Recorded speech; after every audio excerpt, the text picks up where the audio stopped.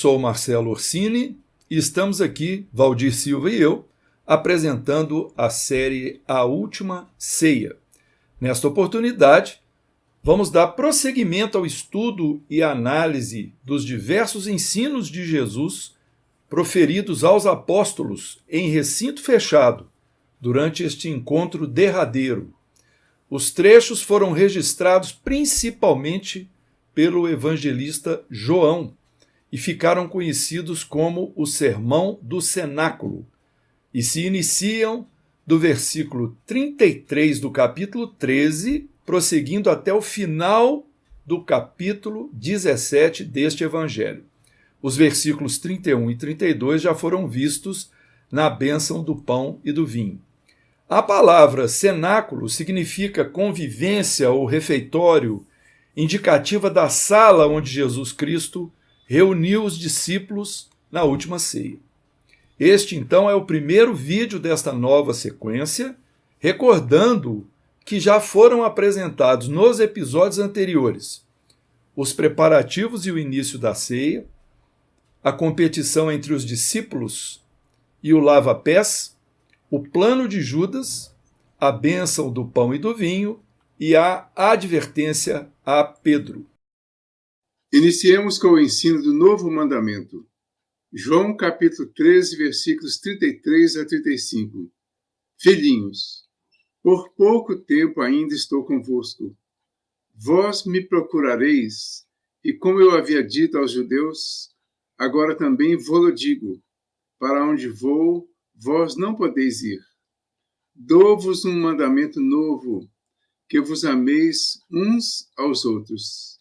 Como eu vos amei, amai-vos também uns aos outros. Nisto conhecerão todos que sois meus discípulos, se tiverdes amor uns pelos outros. A expressão filhinho, que está no versículo 33, indica a imensa ternura com que Jesus se dirigia aos seus discípulos e é muito utilizada por João em sua primeira epístola. Encontramos na obra Dias Venturosos, no capítulo 12, com o título de Era a Despedida, por autoria do espírito Amélia Rodrigues, a seguinte citação: os amigos de Jesus ainda não se haviam dado conta da gravidade da hora, nem sequer daqueles momentos últimos, daquela derradeira primavera que passariam com ele. Jesus já havia dito aos judeus que teria de seguir só, conforme João, capítulo 7, versículos 33 e 34. Disse-lhes, pois, Jesus: ainda um pouco de tempo estou convosco, e depois vou para aquele que me enviou. Vós me buscareis e não me achareis, e onde eu estou, vós não podeis vir. E desta vez, alerta os companheiros que restava pouco tempo de convívio com eles, pois em breve partiria para uma dimensão imensamente distante na escala de evolução espiritual daquela onde ainda se estagiavam. Por isso, a impossibilidade de, naquele momento, os apóstolos o seguirem, isto é, estarem no mesmo plano do Cristo quando desencarnassem.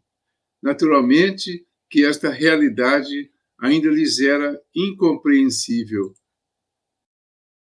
Então vemos no versículo 34: dou-vos um mandamento novo, que vos ameis uns aos outros, como eu vos amei, amai-vos também uns aos outros.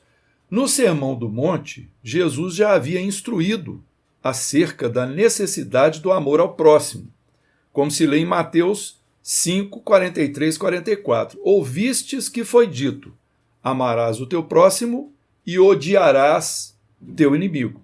Eu, porém, vos digo: amai a vossos inimigos, bendizei os que vos maldizem, fazei o bem aos que vos odeiam e orai pelos que vos maltratam e perseguem, para que sejais filhos do vosso Pai que está nos céus. Trata-se agora de um novo ensino, um novo mandamento, mais amplo e restrito, incondicional, acima das indiferenças, das ingratidões, das ofensas, das calúnias e até do suplício, do abandono e da morte. Existe um autor, Nelson Lobo de Barros, que escreveu a obra O Evangelho segundo João, e nele nós encontramos uma reflexão interessante de que talvez Jesus nos tenha legado um novo mandamento, porque nós nos esquecemos dos 10 que foram registrados por Moisés, dos quais realmente nem sempre nos lembramos. Desse modo, ele simplificou a nossa tarefa, deixando apenas um, mas que de forma alguma é novo. De fato, é o mandamento mais antigo, o mais importante, que substitui todos os demais, se observado em sua profundidade e integridade. Agora, segundo o Espírito Emmanuel, no livro Caminho, Verdade e Vida, na lição 179, intitulada O Novo Mandamento, o mentor espiritual escreve que o ama a teu próximo como a ti mesmo, conforme citamos lá do Sermão do Monte, é diverso do que vos ameis uns aos outros como eu vos amei. Porque o primeiro institui um dever em cuja execução não é razoável que o homem cogite da compreensão alheia. Não se espera nada que o próximo faça. O aprendiz amará o próximo como a si mesmo.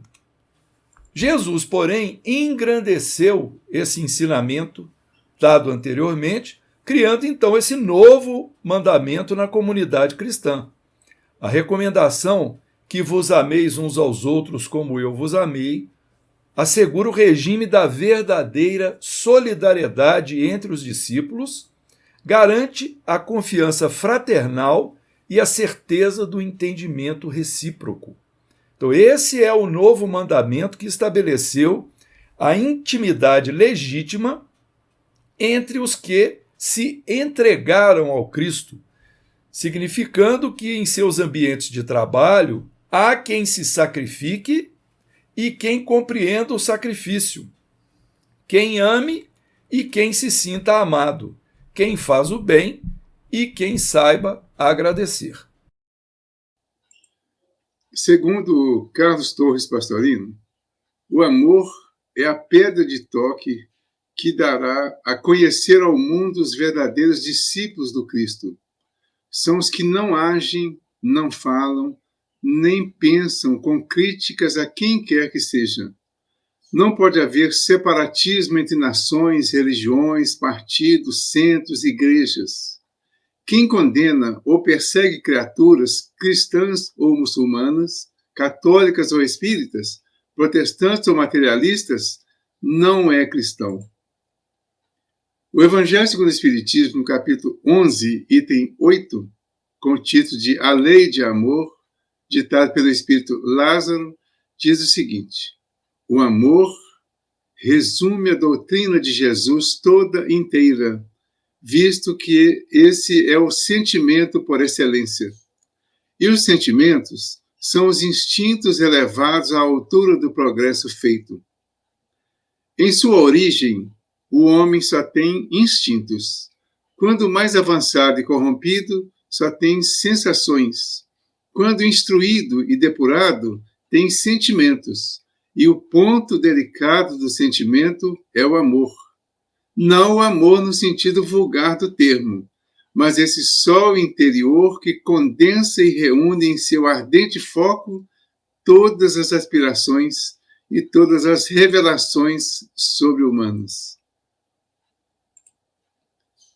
Em Pensamento e Vida, na mensagem Amor, ditada pelo Espírito Emmanuel ao Chico Xavier, ele define: plasma divino com que Deus envolve tudo o que é criado.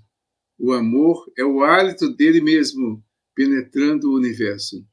Jesus, o modelo divino, enviado por ele à Terra para clarear-nos a senda, em cada passo de seu ministério, tomou amor ao Pai por inspiração de toda a vida, amando sem a preocupação de ser amado e auxiliando sem qualquer ideia de recompensa. descendo à esfera dos homens por amor, humilhando-se por amor, ajudando e sofrendo por amor, passa no mundo de sentimento erguido ao Pai excelso, refletindo-lhe a vontade sábia e misericordiosa. E, para que a vida e o pensamento de todos nós lhe retratem as pegadas de luz, legou-nos, em nome de Deus, a sua fórmula inesquecível. Amai-vos uns aos outros como eu vos amei. Vamos agora adentrar o capítulo 14 do Evangelho de João, penetrando nos ensinos conhecidos como o caminho para o Pai. Vamos acompanhar a leitura dos versículos 1 ao versículo 7. Não se turbe vosso coração, crede em Deus e crede em mim. Na casa de meu Pai há muitas moradas, senão ter-vos-ia dito que vou preparar lugar para vós? E se eu for e preparar lugar para vós, de novo volto e vos tornarei junto a mim, para que, onde estou, também vós estejais. E para onde vou, sabeis o caminho. Disse-lhe Tomé: Senhor, não sabemos para onde vais, como poderemos saber o caminho? Disse-lhe Jesus: Eu sou o caminho da verdade e da vida. Ninguém vem ao Pai senão por mim. Se me conhecesses, conheceríeis também meu Pai, e agora o conheceis e o vistes. Então vamos falar sobre esse caminho para o Pai, né? Vamos iniciar com um preâmbulo, para fornecer alguns esclarecimentos antes da interpretação desses trechos que foram lidos. Certamente, os discípulos se achavam perturbados com os acontecimentos que se precipitavam naqueles dias tumultuados depois da entrada de Jesus em Jerusalém e cheios de acontecimentos imprevisíveis para eles. Daí a recomendação inicial: não se turbe o vosso coração. Quanto ao na casa de meu Pai há muitas moradas, o autor Pastorino anota em suas pesquisas que Santo Agostinho abandona a interpretação de casa de meu Pai como sendo um lugar geográfico, afirmando que, abre aspas, o Cristo prepara as moradas de seus discípulos ao preparar moradores para esses lugares.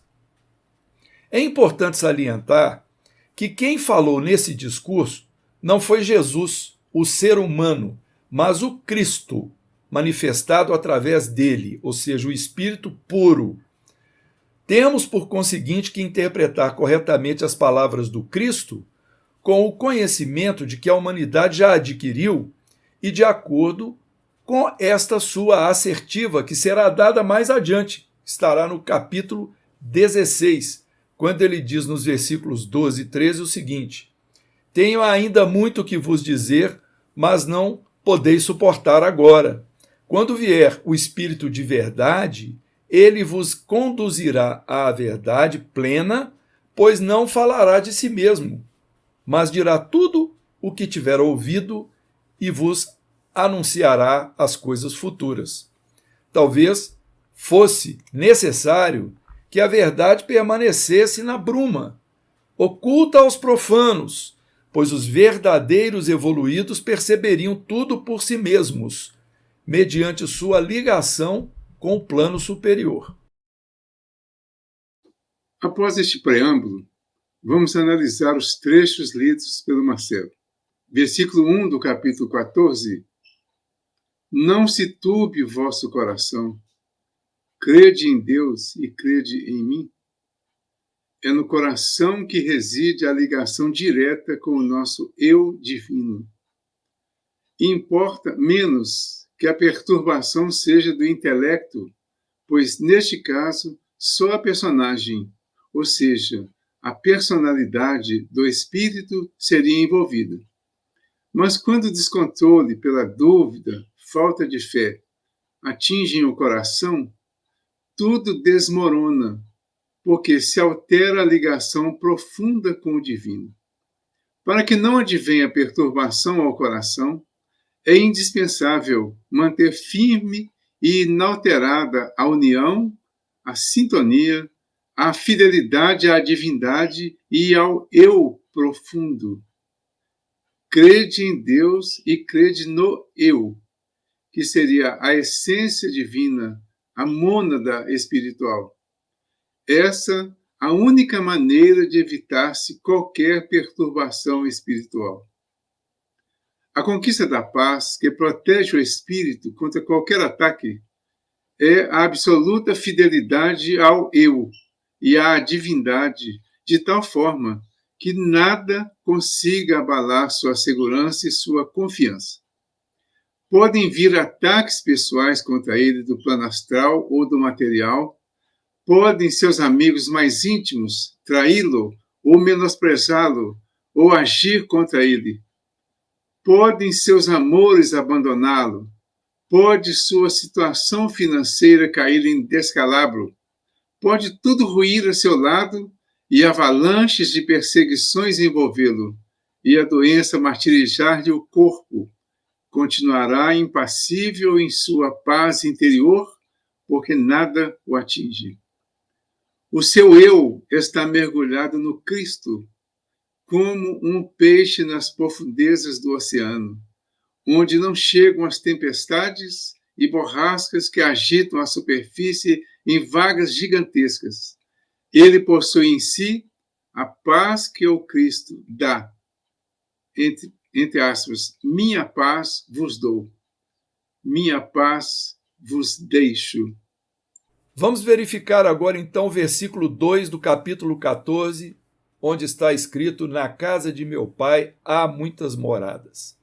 Alguns interpretam que há muitos planetas habitados. Outros acham que são os diversos planos ou graus conseguidos no céu, ou que se trata de locais espirituais que servem de habitação aos espíritos desencarnados.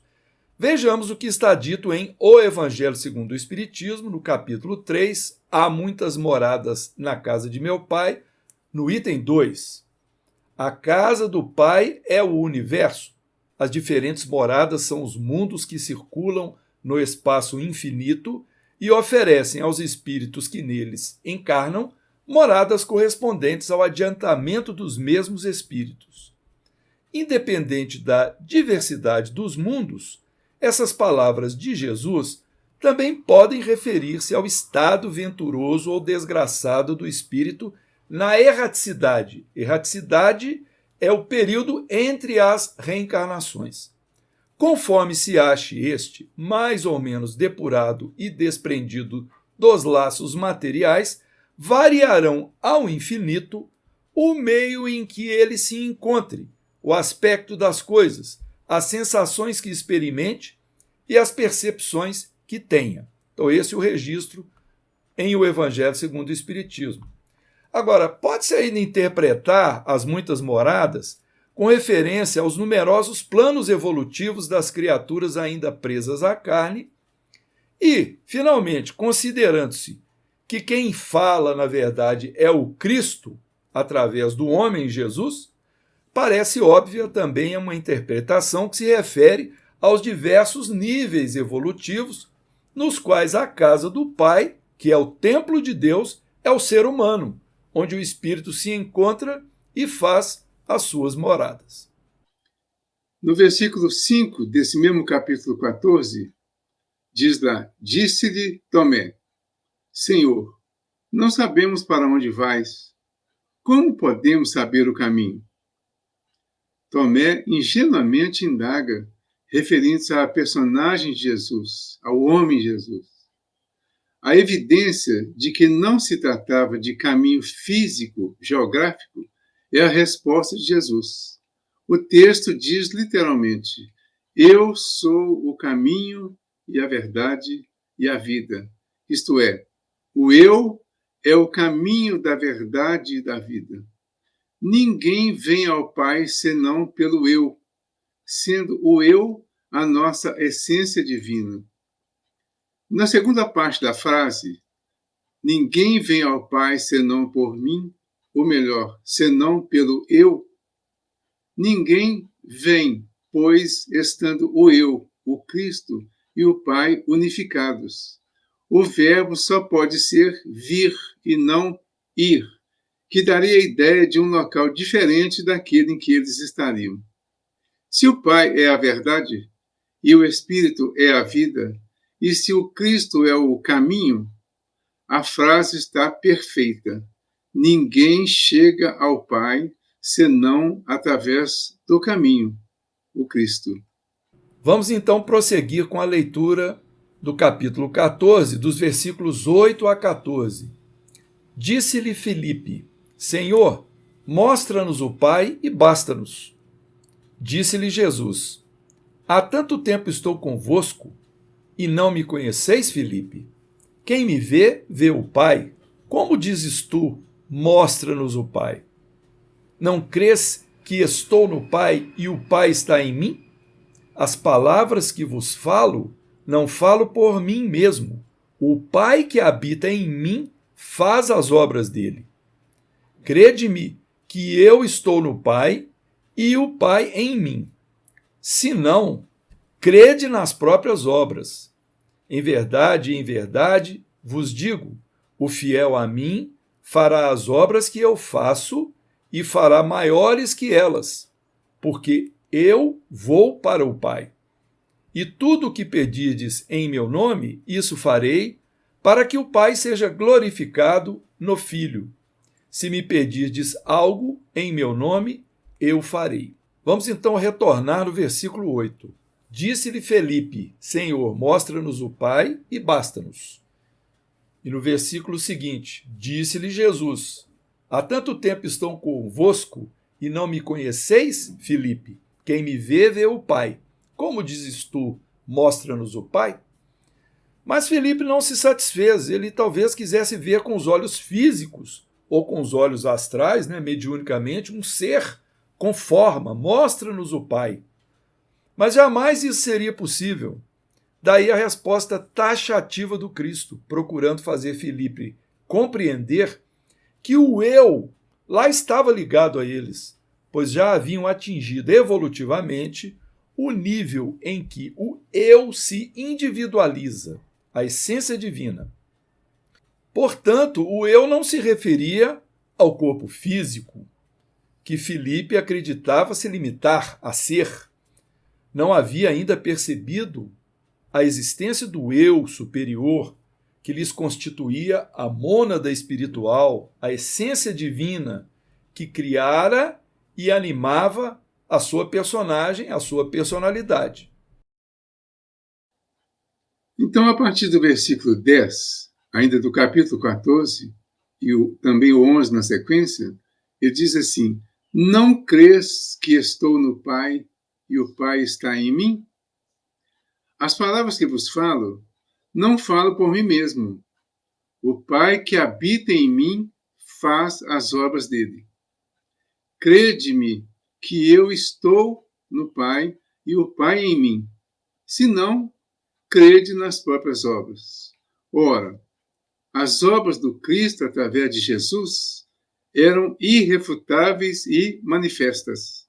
Domínio dos elementos da natureza, das enfermidades, da matéria, das almas e dos corações. É inegável que pelos frutos se conhece a árvore, conforme Lucas capítulo 6, versículo 44. Então, no versículo 12, em verdade vos digo, o fiel a mim fará as obras que eu faço e fará maiores que elas, porque vou para o Pai. E como prova de que a todas as criaturas se dirige o ensino e de que o Cristo está em todas as criaturas, vem a garantia precedida da fórmula solene. Em verdade vos digo, que aquele que for fiel ao eu, que estiver a ele unificado, este fará as obras que faço, e ainda maiores, porque o eu vai para o Pai. Liga-se ao Pai. E tudo o que pedirdes em nome do eu, o eu fará, para que o Pai se transubstancie no Filho. Então, nos versículos 13 e 14, do mesmo capítulo 14 ainda, ele diz: E tudo o que pedirdes em meu nome, Isso farei para que o Pai seja glorificado no Filho. Se me pedirdes algo em meu nome, eu o farei. Ou seja, se pedirdes algo em nome do eu, o eu fará. Aí temos uma lição prática de grande alcance. Muitos queixam-se de que pedem e nada conseguem, mas pedem em nome da personagem, o homem Jesus. Não é esse o caminho. O caminho é o eu profundo, o Cristo interno. E a razão de assim ser é que o atendimento se faz porque o Pai se transubstancia no Filho. E esse é o objetivo final. Não que o Pai glorifique, seja reconhecido no Filho, mas que o Filho seja absorvido pelo Pai, que ele comunica a plenitude de sua substância. Aqui nós chegamos ao final de mais essa apresentação desse episódio, agradecendo a todos que nos ouviram, que participaram e convidando para que possamos dar continuidade até atingir o final desse nosso trabalho. Obrigado a todos, que Jesus nos abençoe e ilumine sempre.